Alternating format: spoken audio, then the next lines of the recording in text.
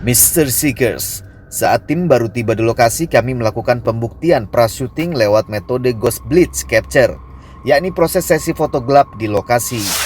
Dan di dalam salah satu foto kami tertangkap objek kecil di tanah di salah satu sudut komplek hotel. Objek kecil ini mengeluarkan sinar hijau terang yang ditengarai sebagai kemunculan sebuah mustika. Lihatlah perbedaan dua foto yang diambil pada angle yang sama secara bergantian. Foto pertama menunjukkan kemunculan mustika, namun objek berbinar hijau tersebut tidak muncul di foto kedua.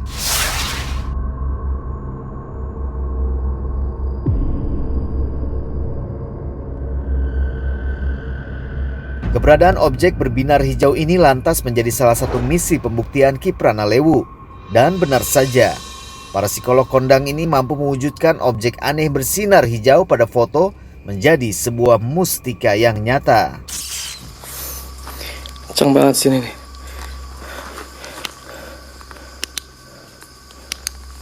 Gengs, kosong nih gengs. Kosong ya. Nah, ini kayaknya pusaka yang tadi di sana. Ini pindah ke sini nih, sebentar.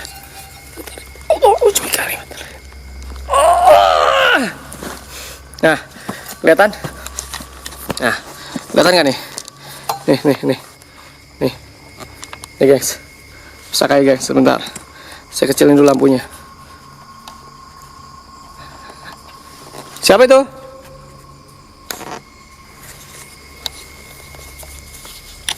Nah, ini guys. Nah, ini pusaka, sebentar guys. Nah, ini guys, sebentar. Saya agak ribet nih megangnya. Nah, nih guys.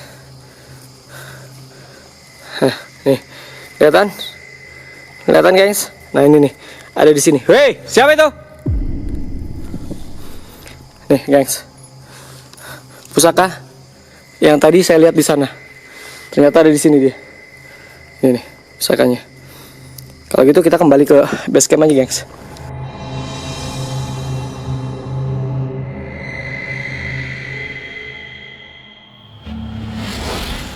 Mystery Seekers, malam semakin larut. Tim pun cukup mendapatkan fakta-fakta dari mitos keangkeran lahan keramat tempat berdirinya hotel megah ini. Kami cukup puas dengan fenomena-fenomena misteri yang berhasil kami dapatkan di lokasi, dan untuk itu juga dirasa telah cukup untuk kami menutup eksplorasi kali ini.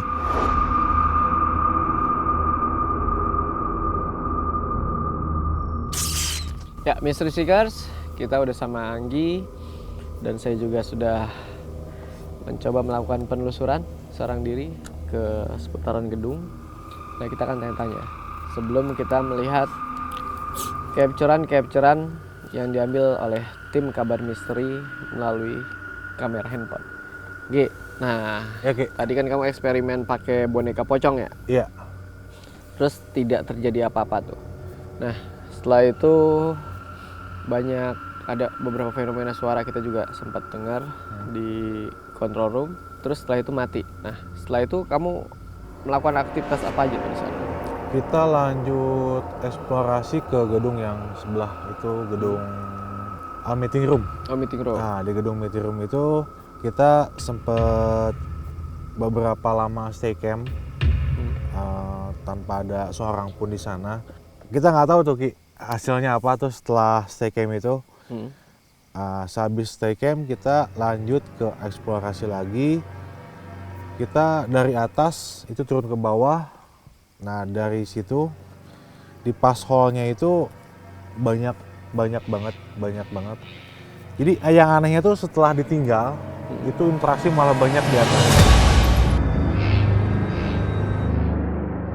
Pada saat ada aktivitas manusia justru nggak ada ya? Iya.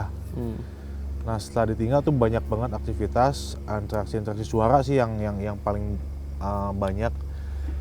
Kenapa bingungnya tuh, Ki, suara nangis terus gitu. Ya, kalau suara nangis saya juga nangkap justru di sana tuh, di pojokan sana. Terus saya bacain surat Al-Fatihah, kok nggak hilang, makin deket tuh. Akhirnya saya pindah ke gedung, karena sempat saya cari-cari. Sepertinya memang aktivitas sosok yang menyerupai wanita itu dominan di tempat ini, gitu loh. Tadi juga sempat saya dengar suara bayi atau balita lah. Itu nangis-nangis. Itu yang buat sempat saya kaget. Gitu. Nah terus apa lagi yang kamu dapatkan Isa? Nah setelah turun ke bawah, kita eksplorasi lagi di pinggiran gedung. Nah itu jelas banget. Awalnya tuh tembok putih. Aku kira itu sosok, padahal bukan. Padahal bukan sosok, tapi pas aku pindah sorot ke sebelahnya, itu aktif sosok itu. Itu mukanya hitam gosong dan badannya bajunya merah. Dapat itu? Dapat. Di kamera dapat? Dapat. Sosoknya wanita atau? Wanita, Oh, wanita. gaun merah, ya. Nah, terus perasaanmu apa pada saat melihat sosok itu? Penasaran, kita samperin, ternyata betul-betul pas pembuktian kita samperin betul-betul hilang. Nggak ada seorang pun di sana. Nah, sekarang kita lihat ke foto. Nah, ini kalau kita lihat nih, sosoknya ini menyerupai wanita nih. Nah ini kalau kita lihat, opsnya hampir membentuk siluet penampakannya.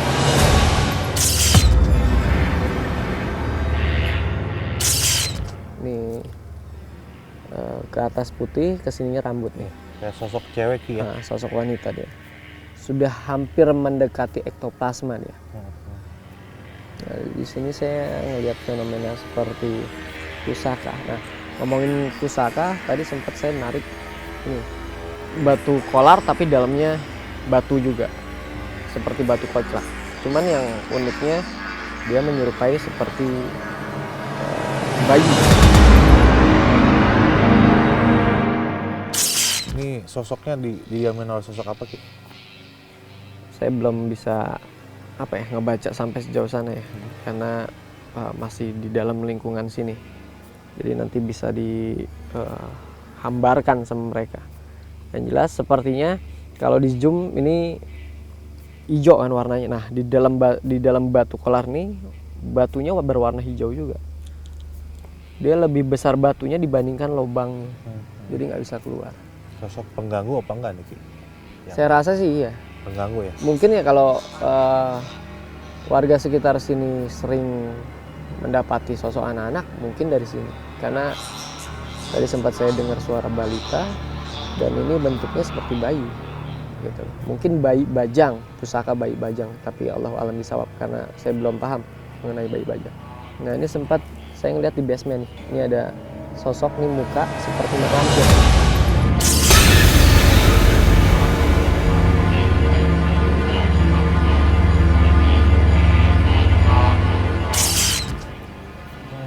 Jadi lidahnya itu menjulur panjang. Seperti leak lah.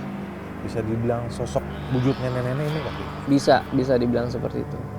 Karena memang mukanya itu menyerupai. Nah, ini nggak cuma sendiri deh. Ya seperti jenglot. Nah ini juga sosok wanita di sini.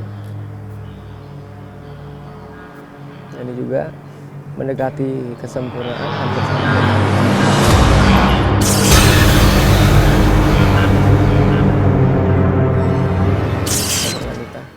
Ektoplasma.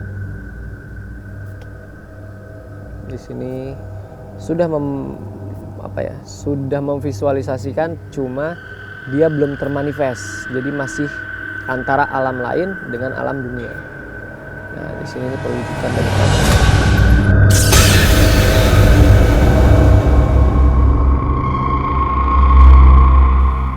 di sini juga banyak nih. Ops ya. Ops. Jadi energi gaibnya lumayan terasa.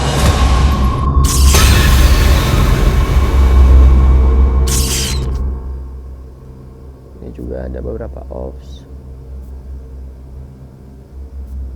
Nah ini kan yang dekat Basement. Basement, terus ada pusaka yang tadi tuh. Ini mungkin ya. Mungkin karena saya kesana sana saya hanya mendapatkan satu energi ya, ini berupa dari sini gitu. Baik Gi dan kru, sebaiknya sebelum kita meninggalkan tempat ini alangkah baiknya kita mendoakan sesuai dengan ajaran agama kita agar orang-orang yang meninggal dunia dan dikubur di sini diterima di sisi Allah Subhanahu wa taala. Amin. Oke, kalau gitu sambil dilihat-lihat nih. Ya. Ya, Mystery Seekers. Mereka jiwa-jiwa yang telah meninggal dunia sudah ditempatkan oleh Allah di sisinya, yaitu alam barzah. Pembatas antara dimensi dunia manusia dengan dimensi alam ruh. Yang seharusnya kita sebagai umat yang masih hidup di dunia ini selalu bersyukur dan selalu meminta pertolongan kepada Allah Subhanahu wa taala. Perkuburan adalah sebuah rumah bagi seluruh umat manusia dikala mereka telah meninggal dunia. Adapun aktivitas gaib tidak ada hubungannya dengan arwah dan tidak ada hubungannya dengan ruh.